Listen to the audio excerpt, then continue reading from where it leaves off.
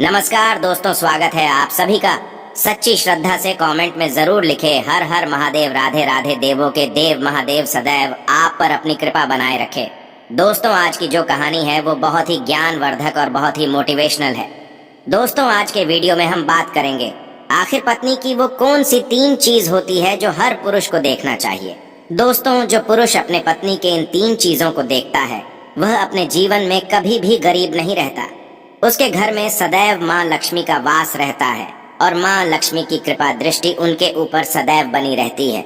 दोस्तों, आज की वीडियो में हम बताएंगे कि आखिरकार वह कौन सी 3 चीजें हैं जो हर पुरुष को अपनी पत्नी के देखनी चाहिए। दोस्तों, उससे पहले आप सभी से निवेदन है, यदि चैनल पर आप लोग नए हैं या चैनल पर पहली बार आए हैं तो कृपया करके चैनल को सब्सक्राइब कर ले, क्योंकि दोस्तों हम अपने चैनल पर रोजाना ऐसे ही ज्ञानवर्धक और मोटिवेशनल वीडियो अपलोड करते रहते हैं। चलिए तो दोस्तों शुरू करते हैं आज की इस प्यारी सी वीडियो और इस प्यारी सी कहानी से जानते हैं कि पत्नी की वह कौन सी 3 चीज है जो हर पुरुष को अपनी पत्नी की देखनी चाहिए। दोस्तों, एक बार की बात है, किसी गांव में एक आदमी रहा करता था। दोस्तों, वह आदमी अपनी पत्नी से बहुत परेशान था, क्योंकि उसकी पत्नी अपने पति से बात बात पर लड़ाई झगड़ा करती थी। उसके घर में एकदम कंगाली छा गई थी। खाने के लिए घर में ना ही कोई दाने थे, ना ही पीने के लिए पानी और ना ही पहनने के लिए वस्त्र। दोस्तों, रोज रोज के इस कलेश से वह पुरुष अपनी पत्नी से परेशान हो गया था। दोस्तों, एक दिन की बात है, वह आदमी अपने घर से जंगल की तरफ निकल जाता है। दोस्तों, जंगल में जाते जाते उस आदमी को एक साधु से मुलाकात होती है। तब वह आदमी उस साधु के पास बैठ जाता है और वहां पर बैठकर रोने लगता है। दोस्तों, वह साधु उस आदमी को पूछते हैं कि पुत्र, आखिर तुम्हें हुआ क्या है, तुम क्यों रो रहे हो। तब वह आदमी उस साधु को बताता है कि महाराज, मेरे घर में मेरे पत्नी और मेरे 2 छोटे छोटे बच्चे हैं। मेरी पत्नी मेरी कोई भी बात नहीं मानती है, बात बात पर मुझसे लड़ाई झगड़ा करती है, जिसकी वजह से मेरा एक छोटा सा बिजनेस था वह भी बंद हो गया और अब हम घर में दाने दाने के लिए मोहताज है। हमारे घर में खाने के लिए कुछ भी नहीं है, पीने के लिए पानी नहीं है और पहनने के लिए वस्त्र नहीं है। लेकिन मैं अपनी पत्नी को समझाता हूँ कि लड़ाई झगड़े ना करे। इसके बावजूद भी वह घर में रोज लड़ाई झगड़ा करती है।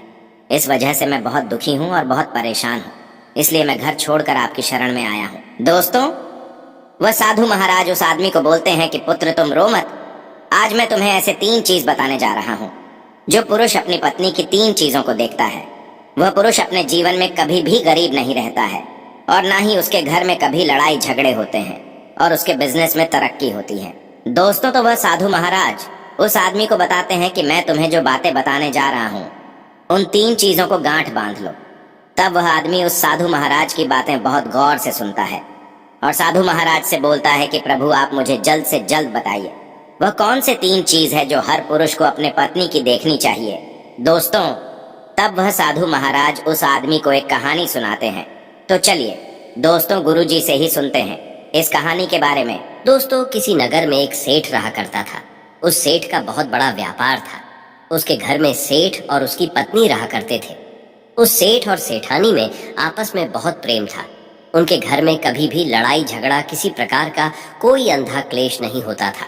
इसलिए उसके घर में सदैव माँ लक्ष्मी का वास रहता था और उनके बिजनेस में दिन दुगनी रात चौगुनी तरक्की होती थी। उन सेठ सेठानी में इतना प्रेम था कि आसपास के लोग उनके इस प्रेम को देखकर जल जाया करते थे। दोस्तों, सेठ और सेठानी के इस प्रेम की मिसाल हर गांव वाले देते थे। ऐसे कर करके उस सेठ और सेठानी की बात उस गांव की राजा तक भी पहुंच जाती है। दोस्तों, जब सेठ सेठानी की बात उस राजा के पास पहुंचती है तो वह राजा भी उनके प्रेम की मिसाल की तारीफ करते हैं और कहते हैं, हमारे गांव में एक पुरुष और स्त्री ऐसे भी है जिनके घर में कभी भी लड़ाई झगड़ा नहीं होते हैं। उन दोनों में आपस में इतना प्रेम है कि जितना मैं आज तक अपनी जिंदगी में कभी भी नहीं देखा। दोस्तों, एक बार की बात है, वह राजा पूरे नगर में ढिंढोरा पिटवाते हैं और कहते, इस राज्य में जितने भी लोग हैं वो सभी लोग अपने अपने घर में दिया जलाकर रखेंगे। तब राजा की रानी अपने राजा से पूछते हैं कि महाराज, आखिरकार आप सभी के घर में दिया क्यों जलवा रहे हैं। राजा रानी की बात सुनकर रानी को बोलते हैं कि दीपक प्रेम की निशानी होती है। जिसके घर में दीपक जलता है उसके घर में सदैव ही प्रेम बना रहता है और मैं चाहता हूँ कि जो प्रेम सेठ और सेठानी के बीच में है वही प्रेम हमारे इस नगर में, हमारे इस राज्य में हर पति और पत्नी के बीच में हो। इसलिए मैं हर घर में दीपक जलाना चाहता हूँ। दोस्तों, राजा की सैनिक पूरे नगर में ढिंढोरा पीटते हैं और बोलते हैं सभी के घर में दीपक रात भर जलना चाहिए। दोस्तों, राजा की बात मानकर सभी नगरवासी अपने अपने घर में दिया जलाते हैं, लेकिन जैसे ही आधी रात होती है सभी के घर के दीपक बुझ जाते हैं। लेकिन उस सेठ और सेठानी के घर की दीपक कभी भी नहीं बुझती है, क्योंकि दोस्तों दीपक प्रेम की निशानी होती है और जो सेठानी थी वह अपने घर की दीपक को सदैव जलाए रखती थी, जिससे सेठ और सेठानी का प्रेम बरकरार रहे। लेकिन दोस्तों, जो सेठानी थी वह अपनी मनमानी काम करती थी, उसका जो मन करता था वह वही काम करती थी। लेकिन सेठ को इस बात से कभी भी कोई दिक्कत नहीं होती थी, क्योंकि सेठ बहुत समझदार था। वह सोचता था कि यदि मैं अपनी पत्नी को रोक टोक करूंगा तो घर में बेवजह ही लड़ाई झगड़ा होंगे। दोस्तों, इसीलिए सेठ सेठानी की कई चीजों को और कई बातों को अनदेखा करता था। वह सेठ इसलिए अनदेखा करता था ताकि पति पत्नी में वह प्रेम और व्यवहार बना रहे। एक दिन की बात है दोस्तों, राजा और रानी अपने छत के ऊपर खड़े होकर अपने नगर का नजारा देख रहे थे और वह राजा और रानी देखते हैं कि उनके पूरे राज्य में अंधेरा था, लेकिन सिर्फ एक सेठ और सेठानी का ही गांव का घर था जहां दीपक जल रहा था। दोस्तों, तब राजा रानी से बोलता है कि देखो सेठ और सेठानी में कितना प्रेम है। सभी के घरों का दीपक बुझ गया है, लेकिन सेठ और सेठानी के घर का दीपक अभी भी जल रहा है। इसका मतलब ये है कि इस सेठ और सेठानी में बहुत ही ज्यादा प्रेम है। तब रानी अपनी राजा से बोलती है कि महाराज, सेठ और सेठानी में जो भी प्रेम है वो इसलिए है क्योंकि सेठानी समझदार है, इसलिए सेठ के घर में प्रेम है। दोस्तों, जब राजा रानी की बात सुनता है तब राजा बोलता है कि नहीं महारानी, यहाँ पर सेठ ज्यादा समझदार है, इसलिए उनके घर में कभी भी लड़ाई झगड़ा नहीं होती है। दोस्तों, रानी बोलती है कि सेठानी समझदार है।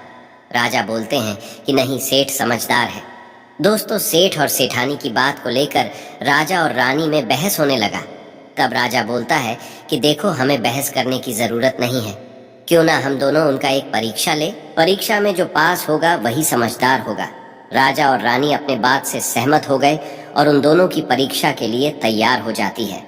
दोस्तों, तब राजा अपने महल में जाता है और अपनी दासी को बुलाता है और वह अपने दासी से बोलता है, उस सेठ के पास जाओ और जो जो प्रश्न मैं तुमसे बोल रहा हूँ वह तुम सेठ को बोलना। वह दासी बोलती है, ठीक है महाराज। फिर वह दासी राजा की बात सुनकर सेठ के पास जाती है। उसी समय ही सेठ की पत्नी बाजार गई थी कुछ सामान लेने के लिए। दोस्तों, तो वह राजा की दासी सेठ से बोलती है कि सेठ जी, मैं राजमहल से आई हूँ, राजा साहब ने मुझे भेजा है। दोस्तों, वह सेठ उस दासी को बोलता है कि बताइए मैं आपकी क्या सेवा कर सकता हूँ, आप बैठिए, मैं आपके लिए पानी लेकर आता हूँ। तब वह दासी सेठ से बोलती है, नहीं सेठ जी, मैं राजा की दासी हूँ, बस आपके पास राजा के समाचार लेकर आई हूँ। दोस्तों, तब वह सेठ बोलता है कि ठीक है दासी, आप मुझे बताइए राजा साहब ने क्या समाचार भेजा है मेरे लिए। तो दोस्तों, वो दासी सेठ से बोलते हैं कि सेठ जी, राजा साहब ने मुझे ये बोले हैं, यदि तुम अपनी पत्नी को छोड़ देते हो तो वह तुम्हें खूब सारे हीरे और जवाहर देंगे, तुम्हें राजमहल में एक अच्छे पोस्ट पर नौकरी भी देंगे।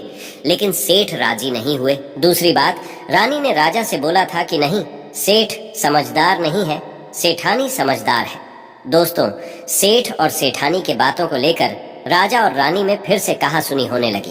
तब रानी राजा से बोलती है कि तुमने सेठ की परीक्षा ली है, मैं भी सेठानी की परीक्षा लेना चाहती हूँ, तब इससे बात क्लियर हो जाएगा कि सेठ और सेठानी में कौन ज्यादा समझदार है। तो वह राजा रानी को आदेश देता है कि प्रिय, तुम भी एक बार सेठानी की परीक्षा ले लो। तब रानी अपने राजमहल से एक दास को उस सेठानी के पास भेज दिया और अपने दास से बोलती है कि जो मैं तुम्हें बोल रही हूँ ये सारी चीजें जाकर उस सेठानी को बोलना। तब राजा का दास उस सेठानी के पास जाता है। इधर से सेठ अपने काम के सिलसिले में कहीं बाहर गया हुआ था, घर पर सेठानी ही अकेली थी। दोस्तों, दास मौका देखकर उस सेठानी के पास पहुंचता है और सेठानी से बोलता है कि सेठानी जी, मैं राजमहल से आया हूँ, मुझे रानी साहिबा ने भेजा है। दोस्तों, तब वह सेठनी बोलती है, ठीक है, बताइए किस लिए तुम्हें रानी साहिब मेरे पास भेजा है। दोस्तों, तब वह दास सेठानी से बोलता है कि रानी साहिबा ने बोला है कि यदि तुम अपने पति को छोड़ दोगी तो वह बहुत सारे हीरे जवाहरात देंगे, और अगर तुम अपने पति को मार दोगी तो वह तुम्हें अपने राज्य का आधा हिस्सा दे देंगे। दोस्तों, दास की बात सुनकर सेठानी तैयार हो जाती है और कहती है, ठीक है, यदि रानी साहिबा अपने राज्य की आधा हिस्सा मुझे देंगी तो मैं अपने पति को मार दूंगी। दोस्तों, तब उस राजा का दास उस सेठानी से बोलता है कि मुझे कैसे पता चलेगा कि तुमने सेठ जी को मार दिया है। दोस्तों, तब सेठानी राजा के दास से बोलती है कि मेरे घर में जो दीपक जल रहा है वह तुम्हें दिख रहा है। तब दास बोला, हाँ दिख रहा है। तब सेठानी उस राजा के दास से बोलती है कि जब मैं अपने पति को मार दूंगी तो मैं यह दिया बुझा दूंगी तो तुम्हें पता चल जाएगा कि मैं अपने पति को मार दिया है। अब वह दास सेठानी की बात सुनकर राजमहल को वापस लौट जाता है और राजा और रानी से ये सारी बात बताता है।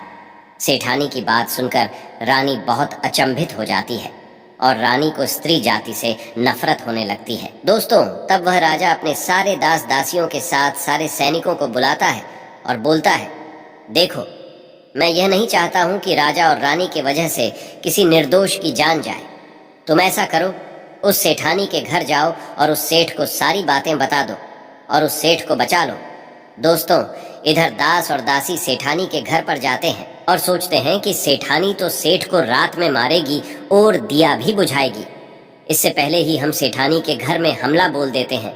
दोस्तों, इधर रात भी नहीं हुई थी, शाम का समय था और जैसे ही राजा के सैनिक सेठानी के घर पर धावा बोलते हैं तो देखते हैं कि सेठ पहले से ही मरा हुआ है।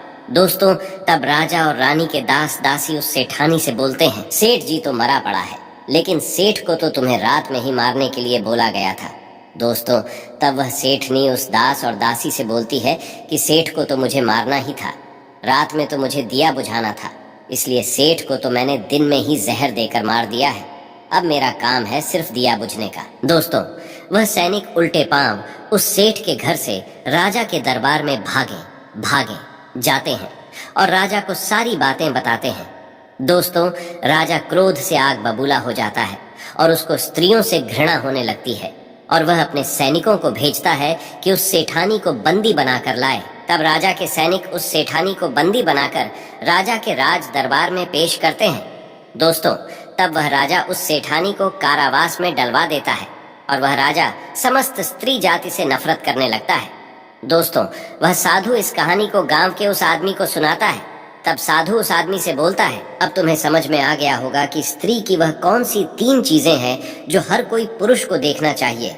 वह आदमी साधु से बोलता है कि महाराज, मुझे अभी भी समझ में नहीं आया, स्त्री की वह कौन सी 3 चीजें हैं जो हर पुरुष को देखना चाहिए। दोस्तों, तब वह साधु उस आदमी को बताते हैं कि हर पुरुष को अपने स्त्री के सबसे पहली चीज यह देखनी चाहिए कि वह कहाँ पर आ जा रही है। दोस्तों, जो पुरुष अपनी स्त्री की यह चीज देखता है कि पत्नी वहां पर आ रही है, वहां पर जा रही है, तो उसके घर में कभी लड़ाई झगड़ा नहीं होते हैं और वह अपनी पत्नी के ऊपर नियंत्रण कर पाता है। दूसरी चीज है, पुरुष को पत्नी के अंदर ये चीज देखनी चाहिए कि उसकी पत्नी के बोल चाल कैसी है, वह अपने पति की इज्जत कर रही है कि नहीं, अपनी पति की बात मान रही या फिर नहीं। जो स्त्री अपने पुरुष की बात नहीं मानती है, अपने पति की इज्जत नहीं करती है, वह अपने पति के साथ कुछ भी कर सकते हैं, जैसे कि उस सेठानी ने उस सेठ के साथ किया था। इसलिए हर पुरुष को अपनी पत्नी की यह चीज देखनी चाहिए।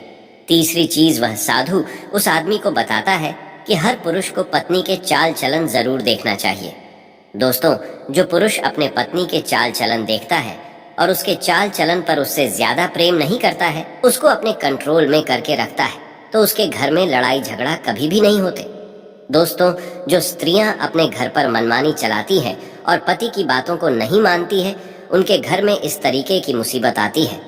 दोस्तों, ये 3 बातें वह साधु महाराज उस आदमी को बताता है और फिर वह आदमी इन 3 चीजों को गांठ बांध लेता है और साधु को प्रणाम करके अपने घर पर चला जाता है। दोस्तों, मैं उम्मीद करता हूँ आपको इस कहानी से बहुत कुछ सीखने को मिला होगा।